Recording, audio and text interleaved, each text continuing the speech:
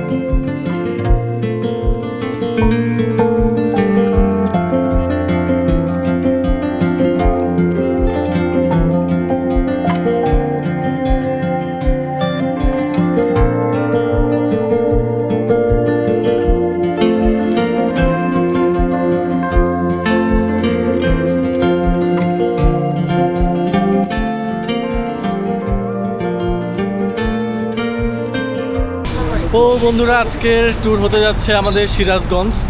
কি তুমি আসো কেন? সিরাজগঞ্জ কি যেন গোলামের হোটেল, যে ভাইয়ের ব্রাদার আছে, রয়্যাল এনফিল্ড প্লাস আমাদের কিছু ভাই ব্রাদার আছে। তো চলেন কথা হবে যেতে যেতে পরবর্তীতে। তো আমরা প্রায় এখানে 4, 5, 6, 7, 8টা বাইক। এখন একটু উত্তরা থেকে লেটস গো টু সিরাজগঞ্জ। ট্যুরগুলো আসলে এমনই হয়। আমাদের আজকে সকাল 7টায় রওনা হওয়ার কথা ছিল, এখন প্রায় 8টা পার হয়ে গেছে। তো যাই হোক, চলুন যাওয়া যাক।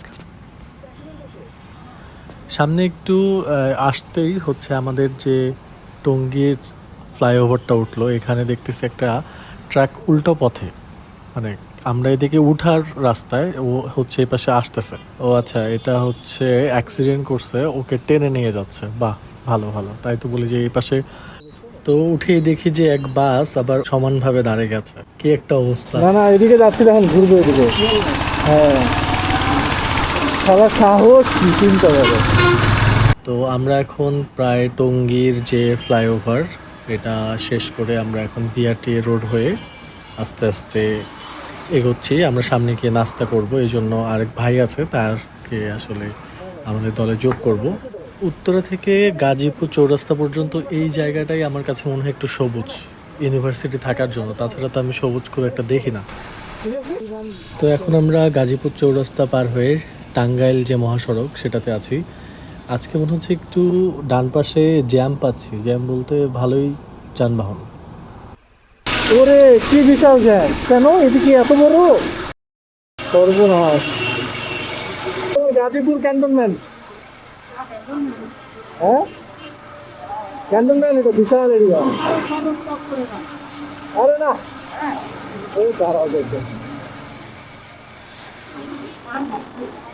ও আনসারে রাস্তা। তো আমরা এখন নাস্তার বিরতি দিচ্ছি। এটা হচ্ছে ঘরোয়া হোটেল, ঘরোয়া হোটেল এন্ড রেস্টুরেন্ট। এখানে হচ্ছে আমাদের বাইকগুলো পার্ক করা আছে। এখানে নাস্তার বিরতি হবে। তারপর সকালের বিরতি শেষ করে আমরা এখন ফাইনালি রওনা দিচ্ছি সিরাজগঞ্জের গোলাম ভাইয়ের হোটেলের উদ্দেশ্যে। তো এখন আমরা আসলে একটানা রাইড করব এবং রাইডটা মজা হবে। তো সাথেই থাকুন, এনজয় করুন। আর আমাদের রাইডের লিড দিচ্ছেন যে ভাইয়া, উনি হচ্ছেন একজন army retired person, Abu Bakkar Siddique ভাই। ওনার লিডে আমরা এগিয়ে যাচ্ছি সিরাজগঞ্জের উদ্দেশ্যে। সামনের যে সবুজ বাসটি দেখতেছেন, এটাই আসলে ওই যে ছাপড়িরা অনেকেই বলেন না, ছাপড়ি রাইডার থাকে বাইকারদের, তার মধ্যে ইনি হচ্ছে একজন ছাপড়ি বাস ড্রাইভার। দেখুন কি করে, মানে এটাকে কি বলে, বাউলা না বাউলি মারতেছে একটু, মানে ভীষণ রিস্কি। মানে সে তো মরবেই, যাত্রীদেরকেও মারবে, বা আশেপাশে যে থাকবে তাদেরকেও মারবে। কি ফালতু এটা! ভালো এবং সুন্দর একটি রাইড এদের জন্য আসলে খারাপ হয়ে যেতে পারে, যে কারণ এই জন্য এদের থেকে সাবধানে থাকুন, দূরে থাকুন।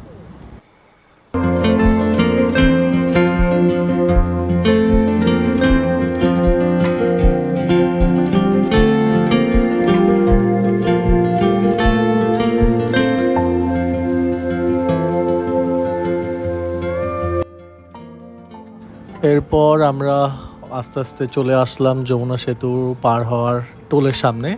তো আমরা একটু পরে আসলে টোল শেষ করে সামনে চলে যাব। মোট এতগুলো বাইক আছে, 1 2 3 4 5 6 7 8 9টা। আমরা এখন আছি হচ্ছে যমুনা সেতু পার হয়ে, আর কিছুক্ষণের মধ্যেই চলে যাব সিরাজগঞ্জ। এরপর ভাই ব্রাদারদের সাথে কিছু ছবি টবি তুলে আমরা এখন যমুনা সেতু পার হচ্ছি। যমুনা সেতুর উপরেও আজকে কেন জানি একটু যানবাহন বেশি, শুক্রবার সকালবেলা যানবাহন একটু বেশি, একটু সাধারণত এমন হয় না। তো চলুন পার হওয়া যাক যমুনা সেতু।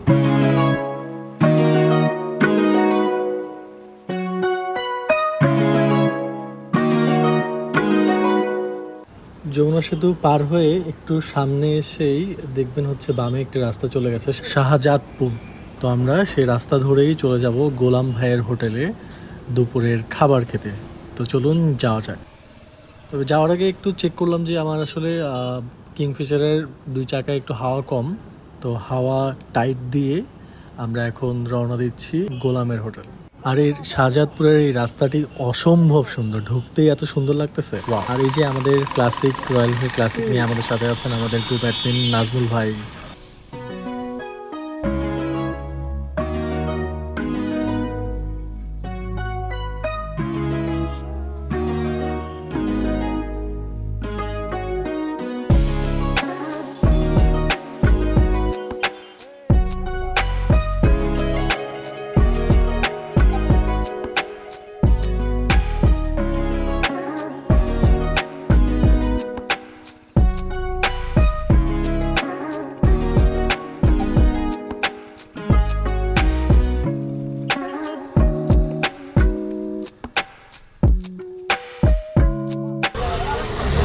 সেই গোলাম হোটেল। ও মাই গড। তো আমরা গোলাম ভাইয়ের হোটেলে চলে আসলাম। তো এখানে দেখতে পাচ্ছেন আপনারা 2টা হোটেল, শুরুতে দেখে মনে হবে একটাই, কিন্তু এখানে 2টা হোটেল। তো ডান পাশের যেটাতে ব্যানার লাগানো আছে এটাই হচ্ছে গোলাম ভাইয়ের অরিজিনাল হোটেল, আর বামের এটা পরে করা হয়েছে। তো আপনারা দেখতে পাচ্ছেন এখানে গরম গরম রান্নাবান্না চলতেছে। এখানে পেয়ে যাবেন আপনি হরেক রকমের নদীর মাছ, কাসকি, পাবদা, তারপর হচ্ছে চিংড়িটা আসলে জোস ছিল। এছাড়া অন্যান্য মাংস তো পেয়ে যাবেনই।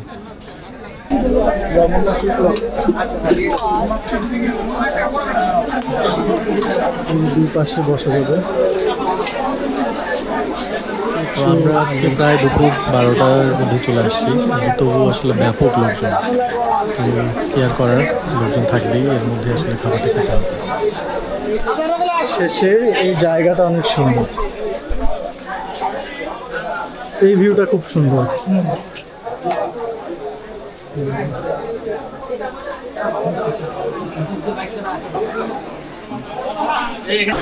আমরা এই 2টা পেয়েছি, এটা আর এই টেবিল।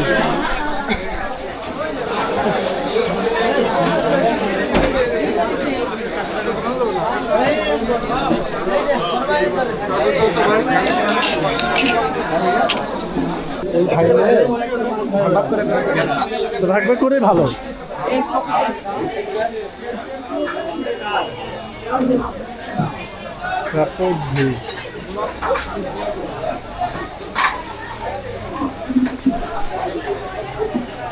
তবে বেস্ট প্লেস হচ্ছে পেছনের দিকে, এই প্লেসটা,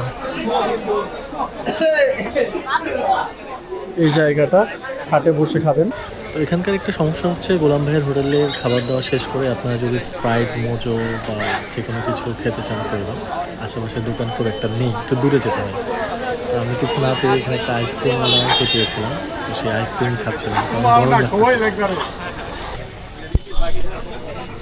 2খানা বল সার আমরা ছোট থেকে জেনে আসছি যে ষাঁড় নাকি লাল রং দেখলেই গুতা মারে, কিন্তু এই মুরব্বী তো লাল পায়ে কি বলে লাল পাঞ্জাবি পরেই ষাঁড়গুলোকে টানতেছে, তো গুতা তো মারতেছে। গোলামের হোটেল থেকে আপনারা খাওয়া দাওয়া করে সোজা ডানে বা বামে বেরিবাদের দিকে চলে আসবেন, এরকম সুন্দর একটি রাস্তা। ওয়াও, তবে আকাশটা আজকে অনেক সুন্দর, রোদের মধ্যেও ভালো লাগতেছে।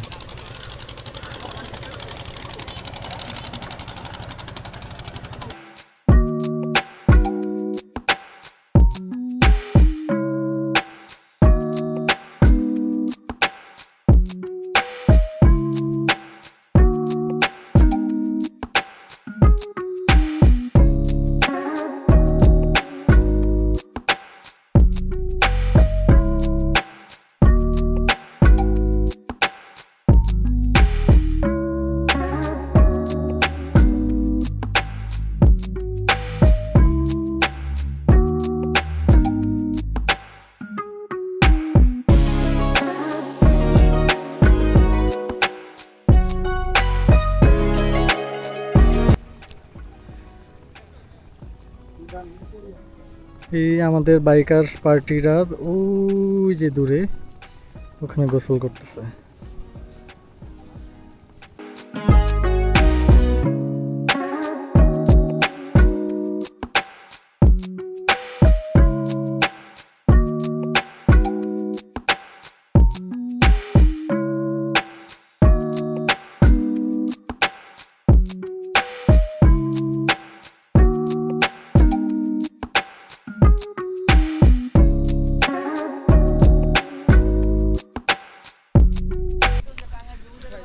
ওফ, যমুনার জল, এই যে ভাই ব্রাদার সব নেমেছে। যমুনার জল, যমুনার জল, আবার গানটা শুরু। আবার প্লিজ আরেকবার হয়ে যাক। গানটা আবার যমুনার জল দেখতে ভালো, স্নান করিতে লাগে ভালো, যৌবন মিশিয়া গেল জলে। জল দেখতে ভালো, স্নান করিতে লাগে ভালো, যৌবন মিশিয়া গেল জলে। ওকে, ভাইরা এত করে ডাকতেছিল আর আসলে মানে থেমে থাকতে পারিনি, আমিও নেমে পড়লাম যমুনার জলে। নামার পর এত শান্তি লাগতেছিল, এত প্রশান্তি লাগতেছিল, মানে ঠান্ডা জল, আহ কি শান্তি ভাই, গরমের মধ্যে দারুণ। নদীর পাড়ে এসে বাইকগুলো থামিয়ে এক কাপ চা হাতে বন্ধুদের সাথে আড্ডা, এটাই তো আসল সার্থকতা। কেউ তার বাইকের নতুন মডিফিকেশন নিয়ে গল্প করছে, কেউ বা প্রকৃতির ছবি তুলতে ব্যস্ত। নদীর এই শান্ত জলের পাশে আমাদের এই ছোটোখাটো রিইউনিয়নটা প্রতিবারই আমাদের নতুন করে রিচার্জ করে দেয়। যান্ত্রিক জীবনের মাঝে এই সময়টুকু যেন এক চিলতে অক্সিজেনের মতো। ঠান্ডা পানি বাইরে হবো, কিসের মতো ঠান্ডা? তুই তাড়াতাড়ি সেটআপ কর, কথা কম কর, লেট করে দিবি, তালা লাগে জানি।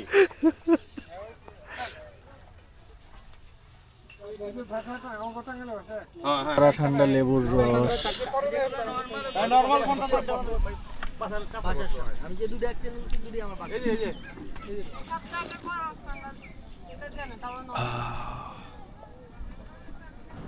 বাইক রাইডিং মানে শুধু একটা জায়গা থেকে অন্য জায়গায় যাওয়া নয়, এটা একটা অনুভূতি। বাতাসের ঝাপটা আর ইঞ্জিনের রিদম যখন মিলেমিশে এক হয়ে যায়, তখন সব টেনশন ভোজবাজির মতো উড়ে যায়। আর সেই গন্তব্য যদি হয় নদীর পার, তাহলে তো কথাই নেই। নদীর ওই স্নিগ্ধ হাওয়া আর বাইকের গর্জন, এই কন্ট্রাস্টটা যারা রাইডার তারা ছাড়া আসলে আর কেউ বুঝতে পারবে না।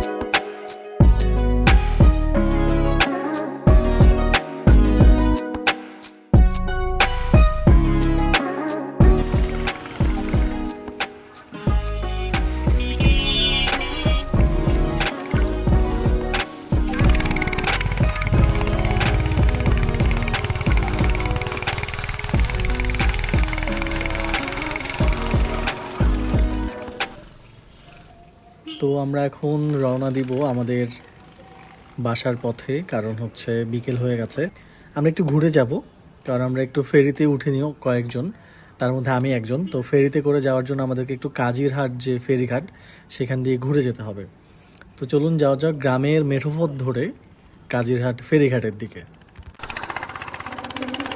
তো গ্রামীণ সুন্দর সুন্দর পথ ধরে, পিচ ঢালা মাঝে মধ্যে ভাঙা রাস্তা পথ ধরে আমরা সামনে একটু আসতেই খুবই দুর্দান্ত একটি ব্রিজ, দুই পাশে সবুজ আর আকাশটা এত সুন্দর শুভ্র নীল ছিল। তো আমরা এখানে দাঁড়িয়ে কিছু ফটো সেশন করলাম, এরপর আবার আমরা রওনা দিয়ে দিব কাজিরহাট ফেরিঘাটের দিকে। সামনে আসতেই সুন্দর আরেকটি ব্রিজ, কিন্তু সব জায়গায় তো দাঁড়ানো যায় না, তাই আমরা চলে আসলাম।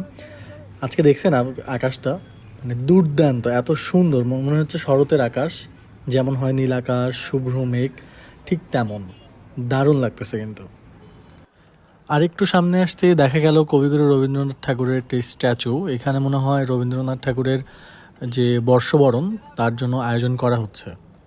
তো আমরা প্রায় সুন্দর সুন্দর রাস্তা মেঠোপথ ধরে সামনে আসতেছি। আচ্ছা, এই কী ব্যাপার, দুই পাশে এত পরিমাণ লরি, বিশেষ করে তেলের লরি। ওরে বাবা রে বাবা, শেষই হচ্ছে না। দেখছেন কি পরিমাণ লরি, আমরা তেল পাচ্ছি না অন্য জায়গায়, আর এখানে এত তেলের লরি। আচ্ছা, এখানে মনে হয় কোনো ডিপো আছে যমুনা বা মেঘনার, এই জন্যই এতগুলো লরি। আমাদের রওনা দিয়ে প্রায় 1 ঘন্টা হয়ে গেছে। আমরা এখন সুন্দর সুন্দর রাস্তা ধরে কাজিরহাটের দিকে এগোচ্ছি। তো সামনে আসতেই দেখা পড়লো একটি ছাপরি গ্যাং। ছাপরি কেন বলবো, এদের কারোরই আসলে হেলমেট ছিল না, আর এরা আসলে যেরকম চালাচ্ছিল দেখুন, আপনারাই দেখুন আর আপনারাই বলুন এদেরকে ছাপরি বলবো না তো কী বলবো। তো যাই হোক, ছাপরিদেরকে টাটা বাই বাই করার জন্য আমরা মাঝখানে ব্রেক দিয়েছিলাম, কারণ ওরা আসলে যেভাবে ওভারটেক করে যাচ্ছে ওদের সঙ্গে পারা যাবে না। তো দাঁড়ানোর সময় আমরা একটি আম পাই, তো আমটা সঙ্গে করে নিয়ে যাচ্ছি স্মৃতি হিসাবে, একটি কাঁচা আম। অতঃপর আমরা কাজিরহাট পার হয়ে ফেরিঘাটে চলে এসেছি। আমরা এখন একটু সামনে গেলেই ফেরি, তো ফেরিতে চলে যাব। দেখা যাক, আমার প্রথম অভিজ্ঞতা হতে যাচ্ছে ফেরিতে করে নদী পার, আশা করি খুব ভালো হবে। আচ্ছা, আমরা এখন ফেরির জেটি বলে এটাকে মনে হয়, জেটিতে আছি। একটু পর আমাদেরকে হয়তো টিকিট কাটতে হবে, টিকিট কেটে আমরা ফেরিতে উঠে তারপর লোড হয়ে গেলে আমরা রওনা দিয়ে দেব। আরেকটা জিনিস, আমরা আসলে মানে এদিকে প্রথমবারই আসছিলাম সবাই, এই জন্য বুঝতে পারিনি, আমরা টিকিট না কেটে এদিকে চলে আসছি। লিখে দিচ্ছে এই যে এখানে বামে ঢোকার আগেই আপনাদেরকে টিকিট কাটতে হবে এই জায়গা থেকে। আপনারা এই পাশ থেকে আসবেন, এসে এই যে বামে হচ্ছে ফেরিঘাট, বাট এখানে টিকিট কেটে যেতে হবে। মোটরসাইকেল 150 টাকা। টিকিট কেটে নিয়ে এসে আমাদের কিছুক্ষণ অপেক্ষা করতে হয়েছিল, কারণ হচ্ছে অনেক ট্রাক লোড হচ্ছিল। আমার কিংফিশার এবং ভাইদের অন্যান্য রয়্যাল এনফিল্ড বাইকগুলো এখন ফেরিতে উঠে যাচ্ছে। চলুন যাওয়া যাক।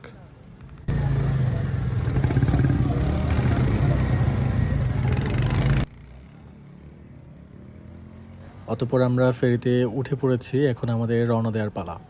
ফেরিতে প্রথমবার, ও ওয়াও, হিউজ লোড।